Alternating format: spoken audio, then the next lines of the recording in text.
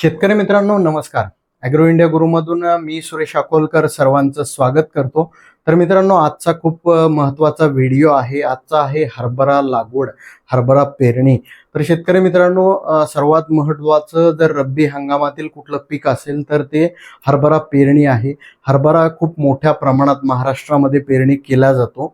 हरभऱ्यामध्ये उत्पादन सुद्धा खूप चांगल्या पद्धतीने शेतकरी काढतात. भाव सुद्धा खूप चांगले शेतकऱ्यांना मिळतात.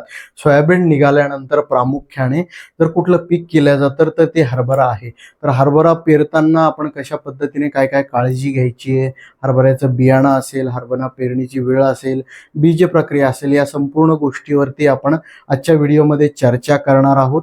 ज्यामुळे शेतकऱ्यांचं उत्पादन कसं वाढेल कमी खर्चात यावरती आपण एकंदरीत चर्चा करणार आहोत. तर शेतकरी मित्रांनो हरभरा मध्ये लागवड करताना सगळ्यात महत्त्वाचा पार्ट आपल्याला येतो की आपल्याला बियाणं. तर बियाण्याविषयी आपण एक सविस्तर जो व्हिडिओ आहे तो आपल्यासाठी देणार आहोत. त्यामध्ये पूर्ण जे विद्यापीठाने डेव्हलप केलेले व्हिडिओ आहेत, काबुली हरभरा असेल, त्यानंतर जो रेग्युलर हरभरा आपण पेरतोय तो हरभऱ्याच्या जाती असेल, जो जो 20 प्रकारच्या वेगवेगळ्या ज्या जाती आहेत, व्हरायट्या आहेत, याविषयी आपण संपूर्ण माहिती त्या व्हिडिओद्वारे तुमच्यापर्यंत देणार आहोत.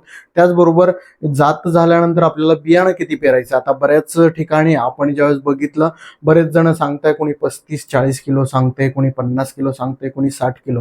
तर मित्रांनो उत्पादन जर चांगलं मिळायचं आहे आणि तुमच्या त्या जमिनीमध्ये मर जर कमी प्रमाणात असेल, मर येत नसेल, आता दरवर्षी तुम्ही हरभरा करत असाल, जमिनीमध्ये त्या ठिकाणी मर येत नसेल तर 35 ते 40 किलो पर्यंत सुद्धा बियाणं वापरू शकता. परंतु मर जर तुम्हाला जाणवत असेल की या जमिनीमध्ये मर मोठ्या प्रमाणात येते तर त्या ठिकाणी 50 ते 55 किलो सुद्धा बियाणं हरभऱ्याचं तुम्ही वापरू शकता. जेणेकरून मर आली तरी त्या ठिकाणी तेवढ्या प्रमाणात तेवढे हरभरा मरणार नाहीत मित्रांनो, आणि जास्तीत जास्त पॉप्युलेशन जे आहे ते हरभऱ्याचं राहील आणि तुमचं एकरेज जे उत्पादन आहे ते तुम्ही चांगल्या पद्धतीने घेऊ शकता. आता सगळ्यात महत्त्वाचं येतं की पेरणी कधी करावी, कारण सध्या पावसाचं वातावरण अजून सुद्धा आहे. तर हरभरा आपण पेरला आणि जोराचा जर पाऊस झाला तर दबण्याची शक्यता ही मोठ्या प्रमाणात वाढते. परंतु साधारण एक 10 ऑक्टोबर पासून ते 20-30 ऑक्टोबर पर्यंत जी कोरडू हरभऱ्याची पेरणी आहे ती होणं आवश्यक असते. परंतु यावर्षी पाण्याचं प्रमाण जमिनीमध्ये चांगलं आहे, अजून सुद्धा ओल भरपूर आहे. त्यामुळे शेतकरी मित्रांनो तुम्ही जे आहे 30 तारखेच्या नंतर सुद्धा कोरडू क्षेत्रामध्ये हरभरा पेरू शकता. बागायतीमध्ये जे आहे 15 नोव्हेंबर 20 नोव्हेंबर पर्यंत आपण हरभरा जे आहे पेरू शकतो मित्रांनो, जर पाणी देण्याची आपल्याकडे व्यवस्था असेल तर. यामध्ये वेगवेगळ्या जाती आहे, त्याप्रमाणे आपल्याला बियाणं वापरणं हे फार आवश्यक आहे. खत वापरताना आपल्याला नेमकी सुरुवातीला जर तुम्ही खत व्यवस्थित वापरलं तर खतामध्ये तुम्ही 10-26-26 आहे, DAP आहे, त्यानंतर 15-15 आहे, 12-32 आहे, यासारख्या खतांचा वापर करू शकता.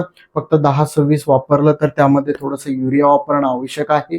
त्याचबरोबर शेतकरी मित्रांनो DAP जर वापरला 18-46 तर त्यासोबत पोटॅश वापरणं आवश्यक आहे.